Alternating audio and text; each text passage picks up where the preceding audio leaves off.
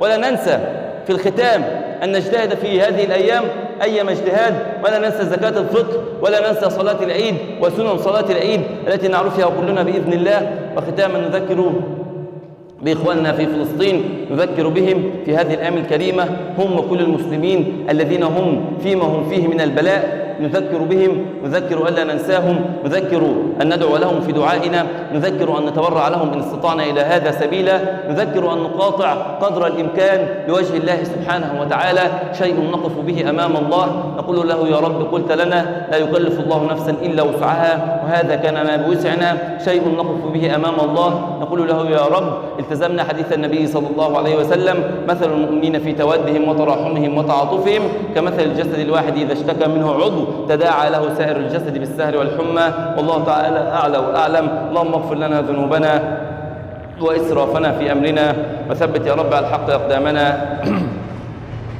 اللهم لا تدع لنا في هذا الشهر واليوم الكريم ذنبا إلا غفرته، ولا مريضا إلا شفيته، ولا ميتا إلا رحمته، ولا دينا إلا قضيته، ولا طالب علم إلا وفقته، ولا شابا إلا هديته، ولا حاجة من حوائج الدنيا إلا قضيتها لنا يا أرحم الراحمين. اللهم ارحمنا بالقرآن، اللهم ارحمنا بالقرآن، واجعله لنا إماما ونورا وهدى ورحمة.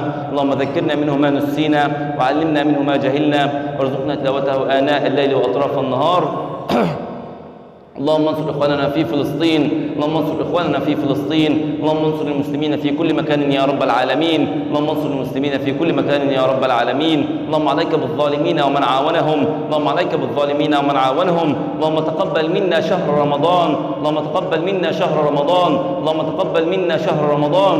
اللهم اكتبنا فيه من المغفور لهم يا رب العالمين، اللهم اكتبنا فيه من المغفور لهم يا رب العالمين. اللهم اكتبنا فيه من المعتوقين من النار يا رب العالمين، اللهم اكتبنا فيه من المعتوقين من النار يا رب العالمين. اللهم إنك عفو كريم تحب العفو فاعف عنا، اللهم إنك عفو كريم تحب العفو فاعف عنا، اللهم إنك عفو كريم رحيم تحب العفو فاعف عنا.